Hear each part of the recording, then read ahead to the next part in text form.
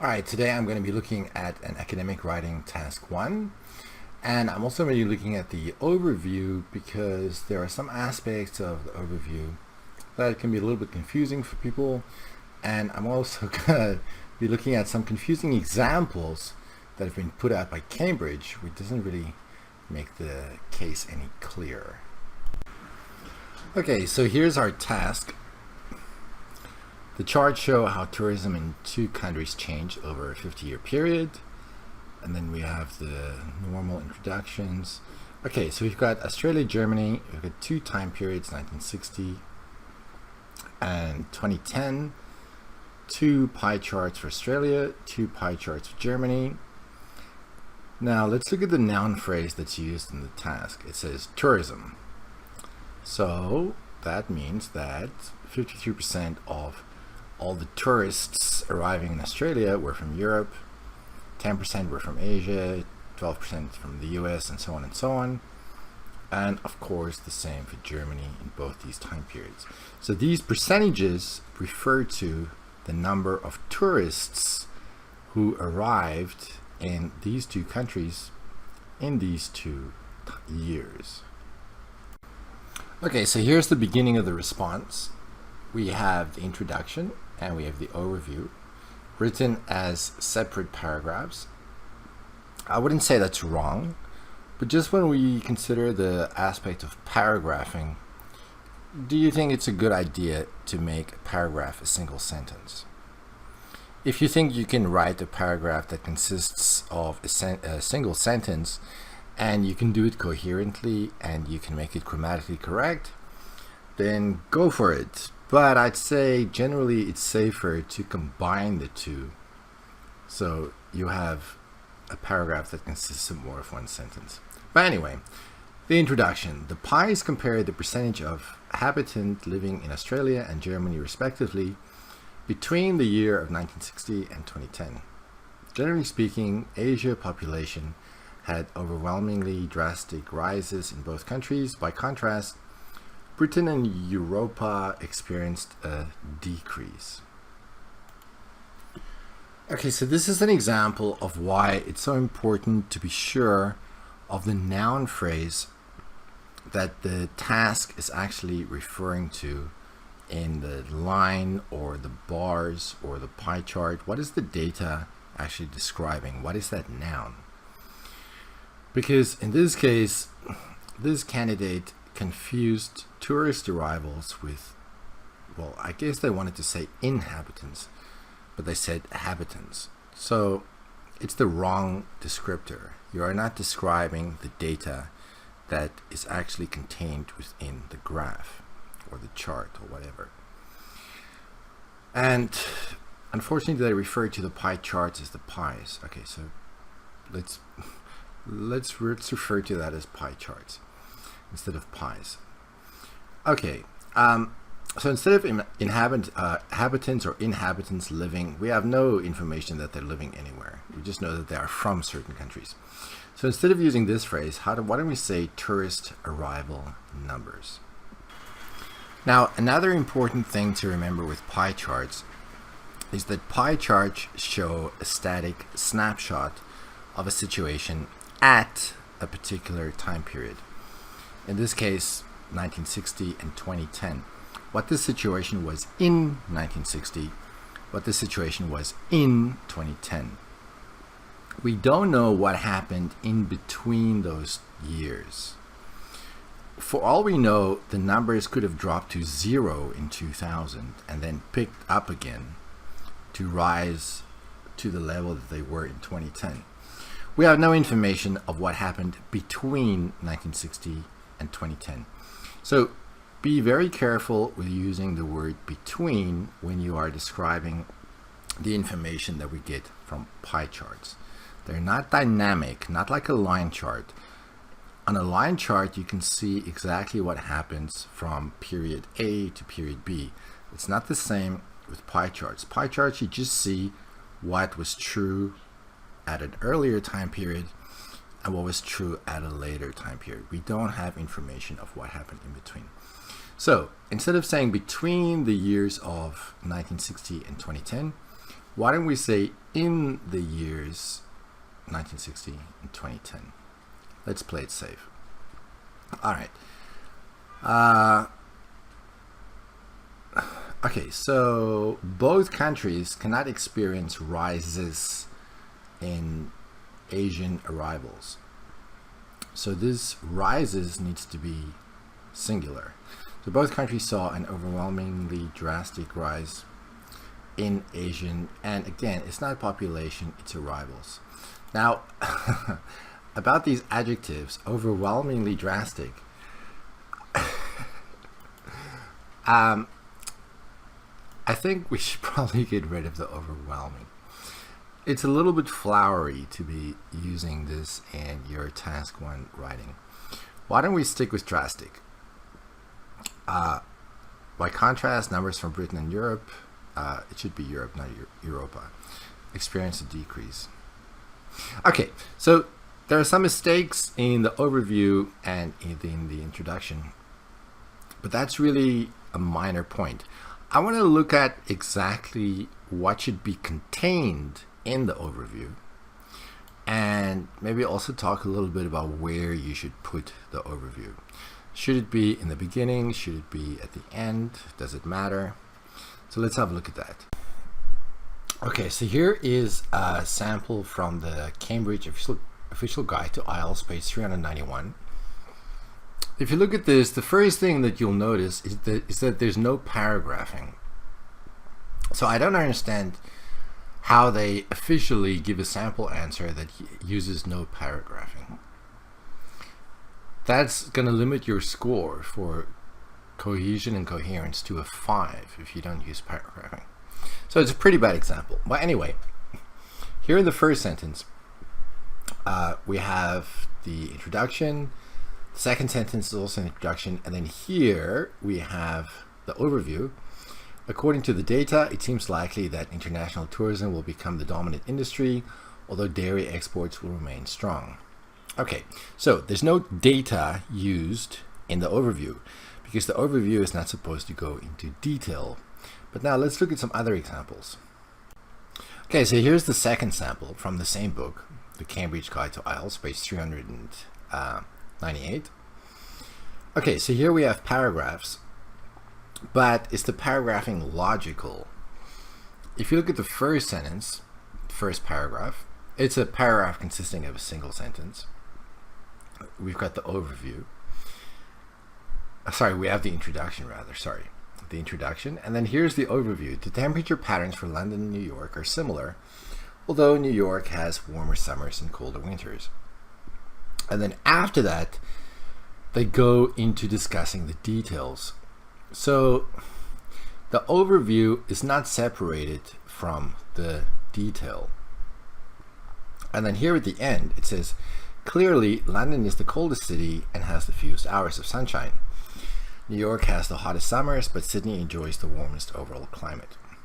So it seems that the overview has been broken into two. We see a little bit here and then the remainder here at the end. I'll get to if this is a good idea or not after we look at some other examples. Oh, again, you will notice in the overview that no details are given, no numbers are given. The numbers only occur here: 5 degrees, 29 degrees, 15 degrees, 1,180 hours. When we discuss the details in the body paragraphs, they don't go in the overview. Okay, so here's a sample from Cambridge IELTS, the 10th edition, page 167. We have no clear reference to the task in the introduction, which is not necessarily a problem. You don't have to do that. But I can't see any signs of an overview in the beginning. So the examiner chose to put the overview at the end because we can see here it says in summary. So here they chose to put it at the end. So you can see we've got 3 different examples. We saw before they had, in some cases, the overview in the beginning. Sometimes it was split. Half was in the beginning, half was at the end. And here we have the complete overview right at the end. Now, which is the best option? Well, what you should keep in mind is that if you run out of time and you had in mind to write your overview at the end, what's going to happen is that if you run out of time, let's say you just write the first 2 paragraphs, then you have no overview. You might have planned to write your overview at the end, but if you run out of time, then you run out of time. Then there's no overview in your writing. So just keep that in mind. I think it's a little bit dangerous to keep the overview until the end. There's nothing necessarily wrong with it. It's just a little bit dangerous if you keep in mind that you might not have enough time to finish it. Now, here is another piece of writing from the same book, page 163. Here is the introduction. The 2 tables contain sales data for blah blah blah blah blah, and then we have here somewhat of an overview. The first table shows low-level coffee sales increasing in all 5 countries, albeit to widely varying degrees. But then they go into detail in the very same paragraph. So the overview is not separated from the detail by placing it in a different paragraph. These 2 are combined. So I would suggest that you don't do this, because that doesn't make it very clear to the examiner reading your writing that you did in fact include an overview. So my suggestion to you is put your introduction and your overview together. Keep the detail in your body paragraphs, but keep them separate. But anyway, let's get back to the original example that I wanted to talk about, the one about tourism. Now, as you already know, or probably know, you should paraphrase the words that are used in the task. So, for example, instead of referring to the countries as Australia and Germany, we could say the 2 Western countries' tourism. So we have adjective, adjective, noun, and noun. Or we could use other patterns. It could be that we use this pattern here. So for example, the tourist arrival difference between 2 Western countries, where we use a preposition. Or in some other cases, it might get more complicated. So we could, for example, say the frequency of eating at fast food restaurants among people in the USA. Now, as you've probably seen in most examples, most introductions do mention the chart or the task. So it could be something like the graph reveals tourist arrival numbers in relation to a 50-year period, but you can also make the choice to not refer to the chart and just refer to the data itself. So you could, for example, say the change or the changes in y and its parameters can be summarized as follows, or the variation in the tourist arrival numbers of 2 Western countries can be summarized as follows. So in the example chart, the pie charts we just looked at, we could use this pattern here, and then we don't even refer to the pie charts whatsoever. Now we're going to look at the body paragraphs written by the candidate in just a second, but I just want to remind you that in any task 1, in any academic writing task 1, they require you to compare. So that means you need to divide the data into at least 2 groups so you can make comparisons. So that's something you have to keep in mind. And so you're going to need to have at least 2 body paragraphs. And the first body paragraph can, in our case, be introduced like this. So we could say, with respect to visitors to Australia, and then you can have a subject and a verb following here in this clause. And then our second body paragraph could be introduced like this: regarding visitors to Germany, it rises, and then you go on to give details of the rise. So remember, you're going to divide your body into at least 2 parts, and each body paragraph is going to have a noun phrase that's going to be the topic. So here the topic is going to be visitors to Australia, and in the second paragraph the topic is going to be visitors to Germany. So let's see how the candidate did it. Okay, so here's the first body paragraph. It starts with this very standard phrase, looking at the data in more detail. There's nothing wrong with using this phrase. It's just that it's very commonly used. Okay, moving on. In Australia, it can be seen that Europe stood at the most population in 1960 at 53%, but it has a significant drop in 2010, only at 10%, while Asia only represented a minor genre at first, merely constituted at 10%, but it dramatically jumped to the most prominent group, stating the 63% in 2010. Okay, so just a few things here. So what is the noun phrase in the topic sentence that's going to be the topic of the paragraph? Because we have Australia, we have Europe, and then here they go on to talk about Asia. So looking at this, it's very difficult to know what the topic is. And I think a big reason for this is probably that the candidate misunderstood the data when they looked at the charts. Now, if we clean up the grammar a little bit, we might get to something like this. So in Australia, it can be seen that Europe made the greatest contribution in 1960. So it's a contribution of 52%, not at. We don't need to repeat 53% of what, because in the introduction we already said that the chart shows tourist arrival numbers. But it had a significant drop in 2010. We need to change this in because we don't know if the drop happened in 2010. It could have happened in 2009. It could have happened in 2008. We don't know. Be careful with using prepositions like in when you have pie charts, because we don't know in what year the change happened. We know that by 2010 it was 10%, but we don't know that it happened in 2010. Now the word genre is usually used with art, like movies and music. It's not a word that's appropriate to be using here. So why don't we call Asia a source of departures? Constituting, we don't need the at, constituting 10%. And then I'm a little bit confused about the stating here. So instead of stating, why don't we use this finishing a participial phrase which ends our paragraph nicely.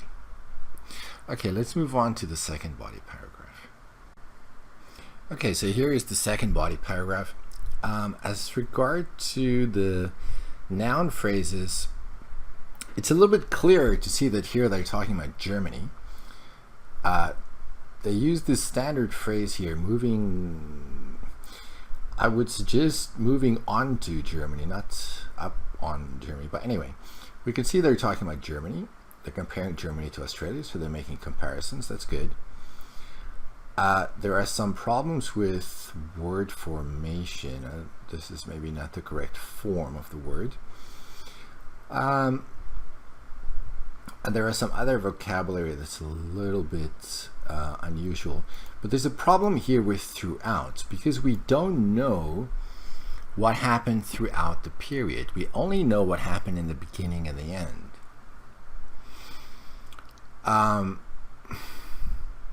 So here they used the preposition by. Now that's correct, because by 2010 this was the situation. But be careful with words like throughout, because we don't know what happened between 1960 and 2010. We only know what happened in this year and what happened in this year. Okay, so if I reword it, then we get moving on to Germany. Compared to Australia, there were relatively is the word we're looking for. We don't need because this is going to be this is plural. So there were relatively fewer changes between the between the period of 50 years. Actually, this should be in the period, not between the period. In the period of 50 years, do we really need this? Actually, we can omit all of this because we already know that it's a period of 50 years, so this is not really necessary. Maybe let's cross that out. European travelers, so instead of this kept standing, why don't we say constituted? And priority is not what we want to say. Priority doesn't mean most. Priority means most important. So constituted the majority. Again, there's a little bit confusion here about what the data actually represents. The data doesn't represent population. The data represents travelers. But since we already mentioned that we're talking about travelers, we don't even need to repeat that. So just the majority is fine.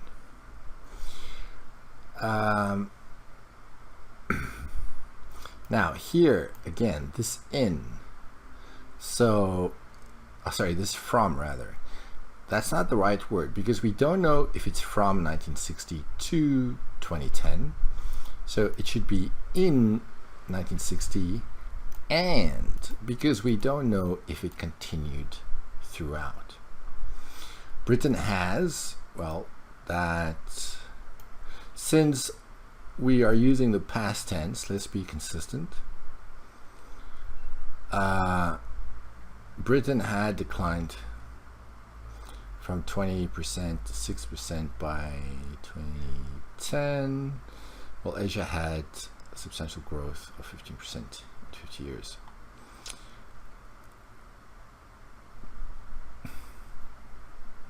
Okay, this looks better. So just to recap what I said before about the overview, be careful leaving your overview until the end. If you run out of time, that means that your writing has no overview. And that means that your score for task achievement is going to be limited to a 5 if there's no overview. So keep that overview in the beginning, and I would suggest put it right in the beginning, right after your introduction, not as part of your body paragraphs. Keep those separate. I hope you found this video useful,